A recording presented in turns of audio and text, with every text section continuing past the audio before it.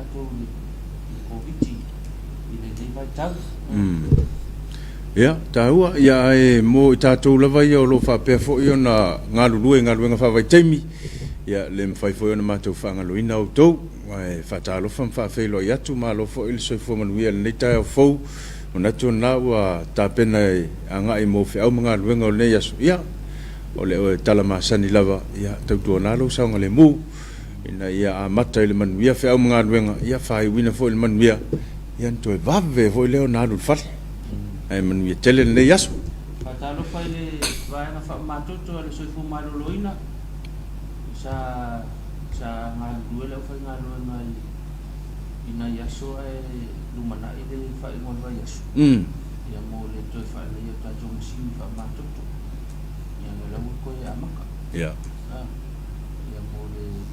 ele i leanga mō fo ile le ato toa. Ia o nanga a le leanga masini. Ia la lau toi wha ngā solo. Vai yaso ne. Ia. Whamalo fo leo whai ngālu ema. Ngālu ia wae e misi loa uminga misi tau fitinga le tupu fo fale tonu ia tato. Ia e whatalo whatua i le whai ngālunga. Da ngālunga ma le whai ngālunga whamatoto.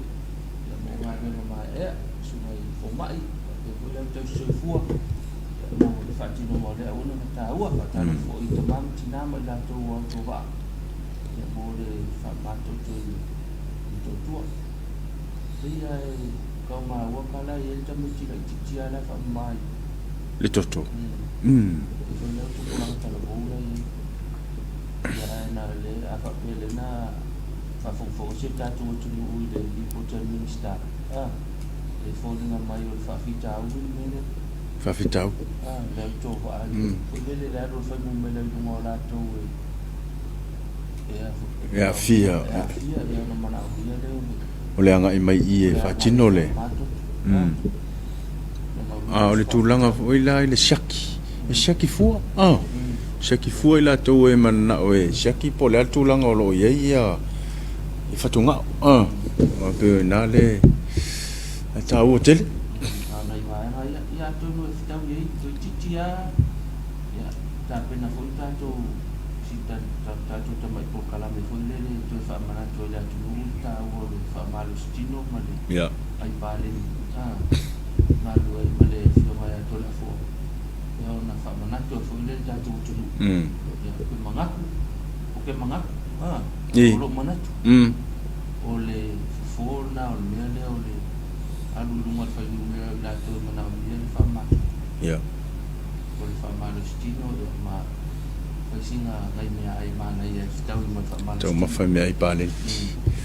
Whatusa ro umi ia ma mawhoro tino. Ai wane umi ai ova tele la po. Ia ma munga o le pae e ke le fo i le. Ele le fo. Ai apa leni le leilo tino lo umi. Ia ma le ma mafale te tau aveina. Ia whaingo fie fo ina whai mea uma. Whaingo fie, te la ngona fo ima kua whai kā na saupo wiki. Ia. Whape saupo wiki ko wiki ala e pā lingi mo mea uma. Iwa ko wiki e ue ka ika la uke. Leo ngau vinga lao le tau si ai mea ai pālen. Ia. O le mea ai whitau i so manatu. Whitau i. Wae i makua ia, ke la ngonga i ruma natu, e a whape o tangata le, pae e tele, i ono na winga, kaunga e sengi, wae ngō tausami ai, e se mai lama tangata le puta tele. Ioi, sao le leia. Na winga la rau tala, o le mea ai tala whia ngai mo rotino la iai, wae ngō whape na, e mate a whape la o tangakale mo koi pāle, ni arong ki ngomi, ia, tausami ala, tausami la iai. Ia ma fai whamali stilo stop. Ole afal fitu ia awai mai tātou company ia le Apia Insurance. Apia Insurance. Apia Insurance mo le tātou whatalonga. Ia o afo ini vaenga tāua mana ome tātou amesen nei vai tau. I tātou i tūlanga langa o tau. Ia wa ia vaenga whapena toi tua iai. Ya. Ya o mai whare tonu mo tātou. Ia tēranga fo i nei insua mo malo la tunu. mo le soifua mo le soifua ya to na foi ta o si na mau ye mo le afia fala la fa fu sei le va pa pena a fa fitu ya no ma le ole a bi insurance mo la to fa ta no ma le si ma ya le basa ya fa ta lo fa tu ta to o va ngale nga lo te ma lo la ni va tau to fe ni bula va ni va tau mo to ma to pe o to ma to lo fa te ni yaso ya ma ni yaso lo mo fu le si a uso ka lo mo e le uso na fa mai fi mo le lotu ia ta le ono ta le ono ki ma Facebook ki le fa ka sa TV ya mo lo le lotu mo to ya tau le anu se me ta le ono ya su tai tasi a su sa e o ala su mo fu as ko mai ma o lotu mo ya fa ta na se ki se me fi fa ta po ingai ya lo mo fu le uso le lo fa mo to mo ni fa nga lo ngol le yaso ta penanga fan matua mo fa na u ne futa ya o mo ne yaso yo no fa nga wenga ya pe ya fo yon silfia nisio wa onga ya lo fa pe on fa nga solo itu pui ya mo ta ya ne ya tina ya po ta mafoi ya ta pena lo walo ave failon tu pui ina iva pe on sa ngale mu tu langa fo I tau mafa ya ai me ai palen pa ya ai palen ni ave mo nai fa nau ina ia mau pe la tole soifua malolo ina le lei man miala ne ya soifua manga luenga ai palen ni mal me ai soifua malolo ina ya ila to uma fa na tuna la to soifua le so ya ia le ro fo le to mo na ngale moli mai soifua la so nei na soifua ya wa mal ne ya so mal ta penanga ole au le mai le soifua ya ma to wo fo fa to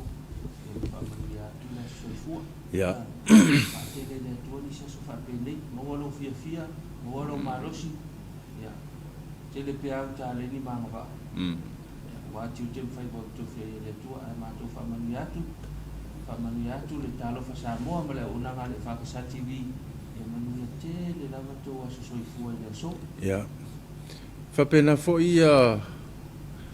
au nanga le kalesia pe na failo pe I tai te tasi ia ole au nanga le tinae ia fa pe fo ile au nanga I le fale mataanga ia ai me se fo I le au tu spa ia malua ole fale tusi o lo fa pe na taftafa le fakasa TV ia ma le au nanga fo ia TV lo wainga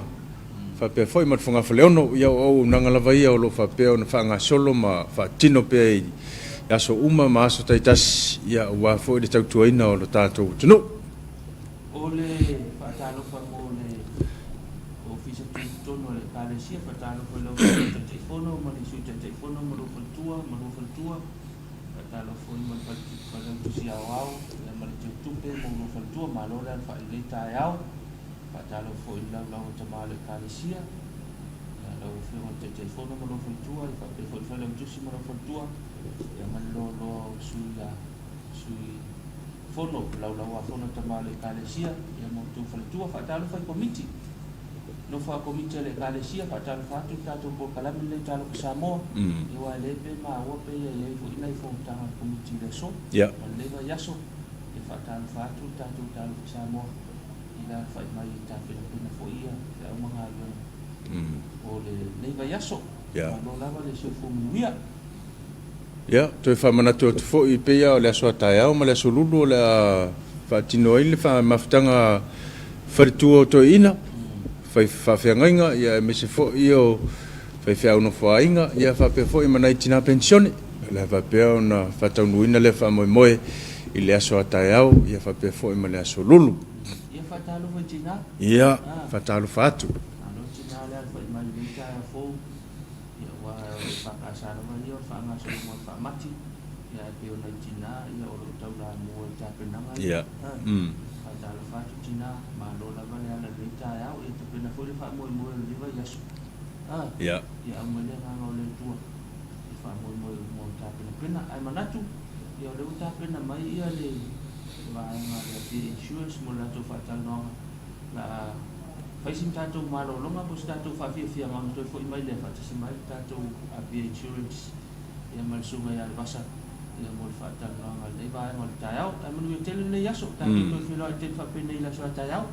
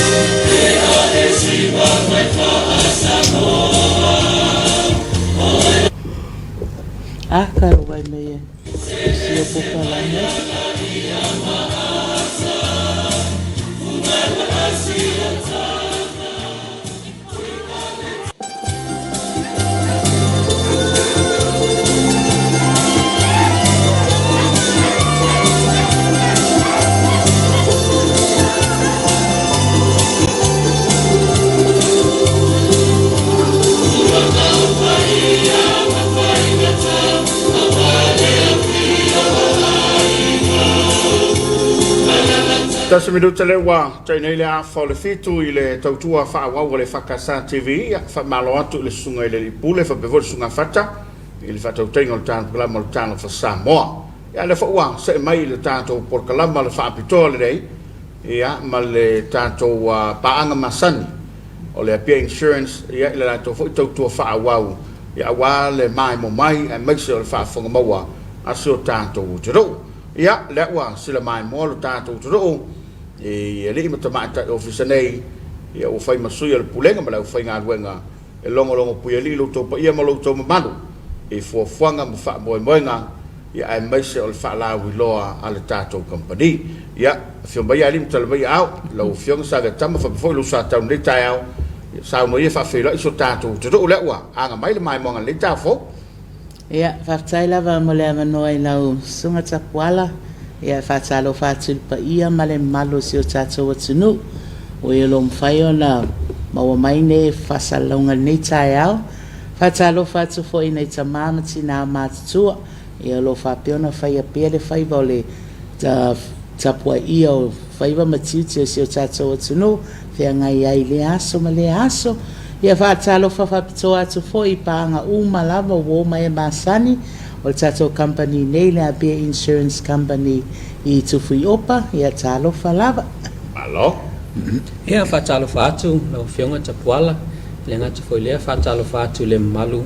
o tato tunu fa peona ma o mai tato pokala ma nei tai au ia Ma lo la valo msa e le fai ngofie le me le usu ma kai ala sofu. Ya fa tai le lo fo le tua mo le mai lo to so i fu ya le fu tato fe lo i male tono i lungo pe ngalo. Ya sa ve tama ya manato la. To tu ye la vano sa no ai matala le fa la wo tato pe ngale re tai au. Ya le ale fo fanga le tato company ya mo le man wi o so tato to ro ma fa lo. Ya fa tai lava tapuala. Ia ai le e amata ona ma forsanga ni tai au. Ia ve ele ni ava no e momole tsai faftai tele lava le malo se o tata o tunu. Pe ona sila fi ai le tata o fa la wi lo o fa pe na amata ina le masina o mavai atu. Ia e langona le fia ona le tali o le maua lunga le tali mai se o tata o tunu. O i foi le wa ilo ai le si itia ma le mana o mia pea o tato o nanga nei o le ngata le insi o fale ia mata avale pea na il tato fala wiloa ia e me se fai la le insi o le o maliu ma pea o fa mavai fia lava se o tato tunu to tele wa ngai mai ia o le fa ngai na lava le ava no le me taua ia o le la ma te fia fa ala wiloa tu le tai au nei i le ma o mai Pea ona sila fia, i o le tato o nanga lea po le tato flash discount po le kako special le ngalu mo le insio maliu ma pea o whamawai. E na o le maasina lava leo Februari. Ai pei tai ono le mai tau o le pulenga, e mei se foi tato company i le maua lunga pea le mana o mia o lea au nanga. O lea laua toi wha o popo i le si maasina. Le wato e alo e mare masina ne o mati e faonga e fai ele tato 10% discount. Mo le tato au nanga leo insio maliu ma pea ufa mawai. Wa e mo le sila fia fai le tato tunu e pea na fala wilo atu mua. O le tato au nanga lea le fai fata siei fale mata avale. E tolu masina ia e whanga solo ai le tato au nanga po tato whapitoa lea. Ia au mai lau ta vale fa tasi ma le fale ia e pay le full premium mo le fale ia ai half price ia le fale ele fa pela fa ia to pay le a to le ta vale ma le 5% ona fa pele pay up front side e pay ia ona ia ta to fa la wiloa ia wa ma vai atu o le ai tu ava no la valta to company a fa pel tu langa le wa e su mai e fai in siu au metotino ia lam fai ka ko installment payments lam fai tongi tai lua vai aso tai masina tai tolu masina o le ala vale me ngafatia i lau paketi ma lau fa soa i le masina ma le masina ia o le tu langa na le ia ai mo le tu fa manatu pe o tato o nanga le insio maliu ma pe fa mavai le 10% le alu nei o le 10% ngai carry forward ai tau sanga malava for example a fa pe o le tele va o le ono sulu ili fitus food ono tasi fitus food ia longo winga a 10% lo winga iwa se lau tala e tongi tau sanga so lau iwa se lau tala nga e to tongi ai tau sanga uma ia se ia o palale tai me filanga lo ile atu e ambil so i fua ma le ola ia alta to o nanga le o fale mata vale e pe na le tau sanga mua la va tau sanga mua la va o no le nei vai tau le uti el fa soia me se fo o le lea wa o no le tele o le afianga i fa mai matulanga o tupu tono tato lalangi ia le alaina nga fai tato fa la wi lo mal fa mama venga le ia mo le nei foi vai tau le le tau sa ma lo fa stai sa ve tamal se 10% ia ma nei e to fa manino atu di pe o le se 10% le fa brianga mo ila to le fa to aristala ia po se fo fuanga tato company mo le au fai insure tato tu o le 10% le e anga va ia na o vaenga i fa to aristala tato ia le o mai o na aristala ia ele ia fa wa tato le tato premium ia po tato insure le tongi tau sanga tasi ai na o la to lava o le fa to Resi tala mai, o le ala yanga va ai la lo tato fa mani yanga le malo ya e se fa poponga le ele o sauna nga saveta e fa tai lava la fionga tapuala e o te lo le si va nga ta o lava pena tu ina tu le sunga fo ia savetama o le tulanga le payment o le o tu ina tu le fa mama avenga le p insurance ina ia tutongi installments tongi fa vai taimi vai aso lo vai aso ia pe masina fo le tulanga tawa la fa mana tu pe le malo la tunu ina ia fa tu mawina pe ia insure lo fa pe ona resta laina ile tawa le o le afo motino o sau pe tonu ia tato payment ona olo ia tulanga ia e mafai ona ceiling ia le officer po fiero o ia le payment ia mafai lo atu ina ia fa pe ona up to date lava ma ia payment le taimi ma le taimi pe le tulanga tawa na o le tulanga foi pensa no ia save tama ile tato insure le o lau ava ma pe fa ma vai ia pe se full percent le ia tuina tu lava fa le malola tu no lo fa nga ina pe le o na to tele le tali mai le tu ia le fo tu tuina tu ia le fa mama avenga le se full percent ia lo to tele lava ia lo fa pe na sumai ton ma le stalaina ia o le ngala o le se full percent le pe tsau no ia save tama ia full percent discount ne tau sanga ne go fo le tau sanga form fa fo wina le insure tu mau lava le tau no le o le insure pe se fa ma venga na ia mo la to lo fa pe ona fina ngalo su mai ton ma taina temi ne le ba lo fa insure ele tau fa ma vai ma le la wa ia ma insure ma lava e te lo ia la to sa lo fa le ton ia wa mana to fo mai mawala la to le fa marianga le ia pe ko fa wa pele tulanga le sai momo ia fa tai lava mo fa sili o te lo se sili ta o te ono le o le sina fa fita o le ia te mil nei e te fa popo mo atu le woman sa no atu Richard le tulanga lava le o pe meni man so foi su atu le tangata e failanga in siwa ma restala e fa e mo lava ona fa malama vala uma lava ne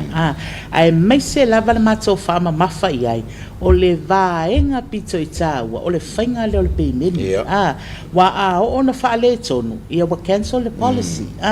o le whainga foi la o nga a fa pe fa le tonu le peimeni o le mātou te toi tu ua wanoa i lisi māsina i tasi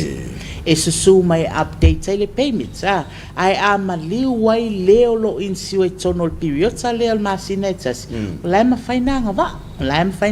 alfa manianga ai afa pe umal periota le 1 month le grace period e le ai ona mātou toi tu ule e le si avanoa e tono māsina o le lapse period a fika le wafa masina ato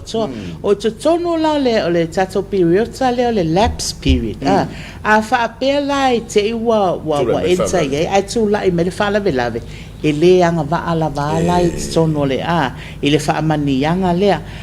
o foi le lapse period e mana o mia a fa pe to su a to fa a waule in siwa e mana o mia le toi au mai o le tangata le tonu to le ai e toi au mai tonu se sila ia se i vai fo i ma toi review e tato company pe ma tom fai ona toi anga va ai fa au au le in siwa ono nisi ona i fa fita au li lai ti le watu lai mai ia mele e le tutongi ai o lo anga sila tu wa critical ia le tu langa le ngase wo ia me se ne tamam na manzo o ila e toi philosophy me lo e fia mana e toi fa au le fainga o le insiwa ai pe ona mato fa mama fa tu le amatanga e le fa malusia o le manatu ma le lagona e tato company o te lo matua te le al fa mama avenga e ke le tau ko le construct le ke ko e alu e ko e aita lafo te malesimia uma ele fa pe a vatul se fulu afe po le lua sulu afe ona te ma fa oka e fa la le abaku ya to tongi na fo te pe yo ai tala fu e pe le menga le e longo pu ya li ma fa malu si awa to pe ya e tato company ai e la titi lava si amount te tongi la titi a pe menio le fo tu wa no a fa le ton o le fo tu wa tu le si ava no ina ia ma fai pe ona so longa le malo au nanga a fa pe lo la wo o le tūlanga le wa cancel pe ona sau noa ma sile fo i lau so a olo na cancel that's it ai e taimi la nei cancel le policy la ma faina maua le ava noi toi fo i mai fai toi a matala a faila toi a matale le policy ia longo winga ko fo i le amatanga e toi fai mai le pepa mai pe a fa pe ona tamanti na matua e toi apply for le ka ko ono ma sina le waiting period ko sa pe ia le fatua a mata ai o le si wa nga fo ina le fisili le ono telefo e ina isi va ngo se tato watu no e fa mala malama le le i tono le ono ma sina le waiting period pe a fa pe fatua ama o le period nga ma fai nga refund pe a fa pe maliu le o lo insiwa ia ai ono ma fu anga nga singasi man so fo ele ka ele anga va ala le sulu afe por fa mania ala ma fai nga ko refund ai lo le ono ma sina le ele ma fai ona toi isi si refund tu atu ia manino pe le mai mo mai ma le fa fonga mai o le malo si o tato watu no o le mea fai la le na o le taimi le nei se sa wa a tato o le mea sao ele se responsibility a mato le longo le malo si o tato watu no me o le payments le o fa pea me o le payments le o fa le tono ai pei tai o le taimi le nei le o mato inga lulu e le si va inga le mato e tau ma fai follow up o no le tūlanga la lea ia awa nei fa le tono wala o taimi tupu e fa la vela ia o le tūlanga nai e o no iai ai o te masalo le si la fia le malo le sio tato tuno e te le se leni e te tau fo yo na fata wa kau fo yo nga priority wa lai lo ia o lau savings there mo le ale fa la ve tupu mai mo le lo insiwa ia ele to ye se martianga le we ele mem fa yo na banga li mai oi ma le ai so le a toanga la sa ve tamai en tairo la le ula le pa ko fo mai kembingi ia en taito lava o le tulanga lava na yai ona peia ona faia so ma to ye tu watu tau ia o ma ko fo ia mala malama o si tatu watu no ia o le tulanga na o le taimi wa yai o le taimi fo ile yai me nga lenga fai period ta fa pitoa ia ina em fai pena tu le ava noa ina ia fai ona so mai fai pe menin tulanga ile ma tau la tatu to ia o le taimian ne ia sa le fa yo le fa fonga mai ma fa longo le tato por kala mai le nei tai au asa ia i mo mua pe tai ane u fa le ngai o le ala o le asa u walu le fa moria ia se 100% le wa Richard e si va ngole e pe le va nga ta ona o tu ava no ia a po le ale ona o mai tauina lava office le te leo le ngao o le insure ile tangata ia me se lava ile insure phone nei matou sa matele tau sanga lua fis furval ia neu ala to le fa tau sanga o le insure ia lo to te lava malo la tunu o fa pe ona fa muni nai e fi foi fa ilo ia le taimi nei ia o va se lau mau tupu man tupu ia a inga o fa pe ona fa muni na tatu insure nei i tu langa foi la o le tu ina tu selen ele ai lava se fainga ta ava ai tu amato o lai okay payment ia tasi lava lua so ia o maua lau siaki se fulu afe luas fulu afe pe to su afe ia a foi fatu pe na ia pe tu ina tu foi le so ani ile maliu ma lo fa tai sa vetama ia wai pe yo le tau fa ma vai ma le e ai longa peliota pe na ta o le ona masina e mata tu wai ia o maloa le pe ele ngana foi le fa auto o matua o tau na mawale e fa pena le fa monia nga motava le fale pe se foi lo na fai le ai e se foi la le fainga e se foi le fainga o tato o nanga le mo fale mata vale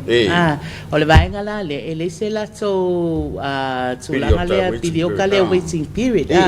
o le fainga o le vainga le o le taimi la vai amata le policy matongi kei mianga activate o le policy fai nei ai te wo le vai aso fou ia wo mlavela ta vale ia o komeki a ona nga va i lalo le tato au nanga nei mana tua fai la le taimi nei e tusa pe au mai fa tasi lau fale ma lau fale ma le ta vale ona e alo le te anga va i lalo mato fa pitoa le Ia ai po afa inga me full premium o Ta'avale e apply ama ko discount. E alu ama ko discount silungo Ta'avale ia plus 50% off le ia fale. E ona mfaile na e anga va ai lalo mato mato fala wiloa le e tusa fo ia la fa pe le so fale ia la ia lau Ta'avale le fine fine. Fene su ava pele ia lau Ta'avale ia e mfaiana e su mai tato tala noa mfa so mfai fo ona mato o fai na tia ti oe i se tau ngō fie e pei fo ia lau le fa alunga o tato o nanga le insio ma liu ma peo fa mawai o lai ma faina tu ule ava no taimi nei to tele o nei tangata ia fa o ngā la to tongi vai le kipi e kwai pei meni o Ta'avale wai mato te fa malama kwai iai e lua options e fai lau payments i se they can pay up front peke pay ato ia peke ma e part paid mai lau le tulanga le tongi ngol insio lau Ta'avale ai paula lona le vainga le part pay le installment payments ona la vea lau Ta'avale e kakauanga pay lau full premium for example taimi nei suli mafel tau lau Ta'avale na leono se lau Ta'ala tau sanga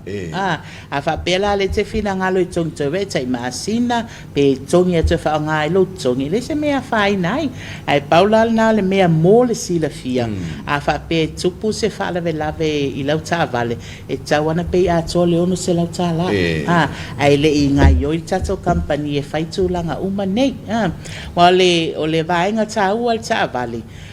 o le insioni na o Ta'avale e le mawhai o na ka vai le servicinga mo le sila fia tato atunu ta mawhainga le alu leanga le afi pe leanga le maa po uma ta ofi tūlanga fa pena e le mawhai o na ka vai lalo tato whalawiloa leo insi o Ta'avale se i vanga nala maua accidents e tupu lor whalawelawe i o ina loe lua tui tonu tato company e so soani le tūle wale o tato mai tau umal ne vai tau tele o whalawelawe tau Ta'avale ma tūlanga fa pena wale mea ta uala vai le insi wa lea o le laisene av Ta'avale man tofo ila e ese meta o le private e ese le business e ese le commercial a fa pe o Ta'avale le private e kakauanga i eisau laisene private a fa pe o eisau taxi e kaunga i eisau commercial wa a fa pe la vea lau Ta'avale wa ala vea Ta'avale le mea le mua ka tapai tato office e fa pe fo il mtanga luenga o le office leo a fa pe langa e driving le taxi ai la vea ai su e atu le private lau laisene e fa malulu atu e lem fa yona yanga ba fa so claim o no le o tulanga ia o le ngalo e fa se tato company man tanga luenga le office leo ia fa malusia tato tu la fono me volna ala vea lau Ta'avale lunga le tele e tatawana o mai lau li poti le office leo o i foila e fe so ani tele la vai le fainga o mato fai unga wai once mai le li poti le office leo o le mo lia le tangata le sa alu Ta'avale ia o le tulanga na ia le fa maniaina mai foi la o le sao o le expired le license pe ese foi le license le sa faunga ia o le tulanga lava na ia o nga ia in line ia tato policy ia matula fono al malo le tele malo fa teng officially mulmuli wa no tanto tem fatto ni save tamba region mana mai solo finangalo e ese tau sanga fatta pula au fale ma Ta'avale wa le ska ia kulo ako ngelo kupu ai ngo kupu o le falo le apa ua ko so insure ia por Ta'avale o le wa umar kai mi fo le pe ese te mi fatta pula man tau sanga fatta pula au o Ta'avale ma fale e anga va ai la por kalam ia ole tulanga lea ele o yese tau sanga o mato fa amia na o Ta'avale le lua fesulu anga lum o le la mai tu le ava no le malu si o tato watuno ai paule me o lo fautua ina o no tulanga la fa pena wai ele le ia taimi le insiwai ai o lo la taimi fai ele claim o ina mato tele fa nga ina le value le nga la ku value le Ta'avale insiwai le Ta'avale la matanga ai mato te fa nga ina sa o le market value Ta'avale le ma le tu ai nga Ta'avale le before the accident. Kusa mātou te whaungaina la le value ngā, wai mātou te whautuaina le malo se tata, wale taa vale, e le tū maua I pia sono fau, e anga inga I ai luma tau sanga I ama depreciate fo I lalo kako value,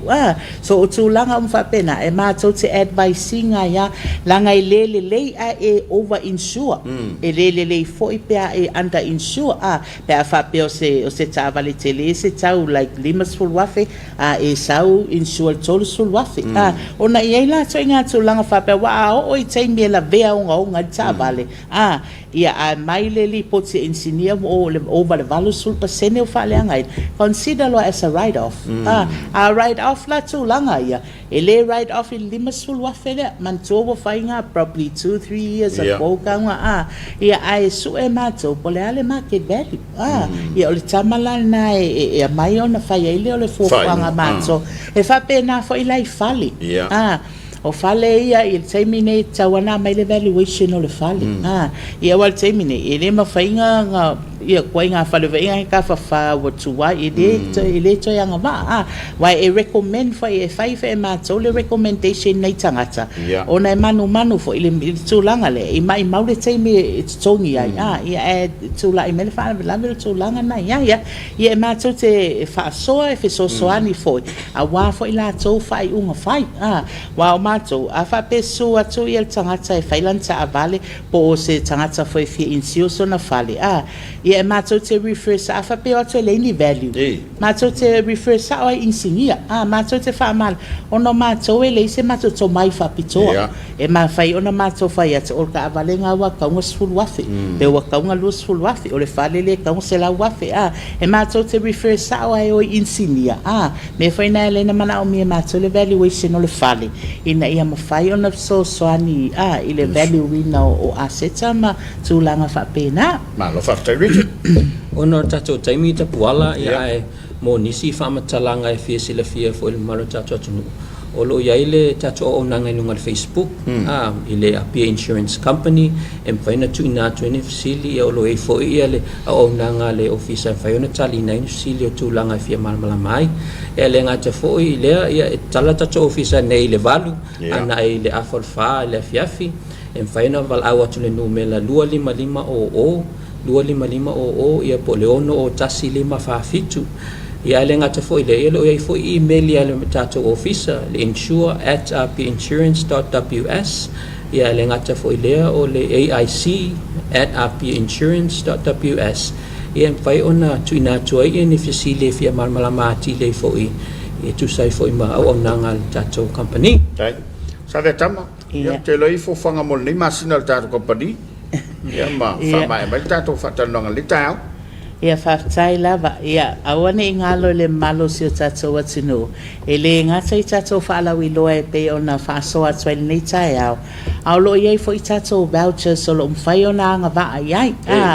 Le masina leo te atu, ma ngai ai o le anga ia tol tatou. O ngau kei loa pe, koe kiki 5% o le atunu na anga ia toe whai e tali atu I au nangai, insi o maliu ma peau wha ma vai, mai se fo e wha. Na watu ama pay in full. Ia lela nga maua ngai lako vouchers ia ta 5 tala. So every time e ke alua kuai I le masina foi nei e faisau in siua ia matongi atoa. Ia lemfen e anga va e maua sau 5 tala voucher. Ia le ngate le utuai lau ta vale wa fai lau filfilinga ia pe te faisau fa ataul fa majo ia pe te anga e foi le breaker bills.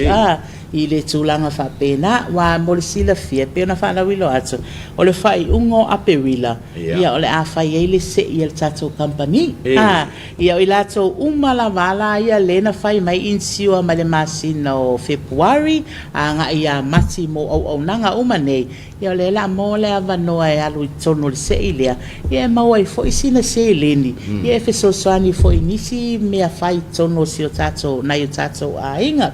Ia ave ia nei te me mo le tsai fa tai tele lava I lau sunga tapuala so sai foi mal nei po kalame male tato pa anga fai pea I lea masina male masina mo le tsoi fa tai tele lava le malo se tato watino ia no loto lango mai ia ai me se loto fisoso ani mai ia maloto amana ia for the company ia ave ma to pa anga e fa pea ona malo pui au to aseta le ngate ta vale o fale o business ia e fa pea e fo ile soifu o tangata ia mani e tele fe au manga wenga fe ngai ai male malo si o tato watino ile ne yaso no sa no ia le tunu le na ua e fa fonga mai ele ngata Samoa nei fa pe foi lunga lo penga te fa ilangi ia ua fa ilo foi telefoni ma emaili ia te so tai mai ai ina ia maua se so sani mo oi ai mo tatu tunu lava ia te lele fa mama venga awone MC le nei ava noa e pena fa fongai ia ile fionga save tama fa pe foi sunga ia Richard ia wal fa malam la mai no la tu tua mo le sila fia le mamalo lo tatu todo tatu to fe lai foi se asol ale nei masina por masina fo ia male nei lava au nanga na fa after tele mo le nei tai au le fa wa tau lunga tatu la mo tala Samoa e pe na mtabai e sunga le pule ma sunga fata ia o mato fa pet fo ia manu ia tele le loto le tonu le amtango fa ngal bengo nia sunga fua ia me se fo le nei va yaso ia le file mo le ia tatu uma ia manu tele ina le yaso fa soi fo ia